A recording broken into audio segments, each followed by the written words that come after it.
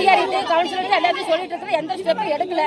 இன்னைக்குமே இந்த 2 உயிர் போனதுனால கலெக்டர் வரட்டும், எங்களுக்கு ஒரு உத்தரவாதம் எங்களுக்கு வேணும், எங்களுக்கு உயிருக்கு உத்தரவாதம் வேணும்னு சொன்னா கலெக்டர் வந்ததுக்கு அப்புறம் தான் நாங்க இந்த இடத்துல எந்திரிப்போம். அது வரைக்கும் எங்களுக்கு நிச்சயமா ஒரு முடிவு தெரிஞ்சே ஆகணும்.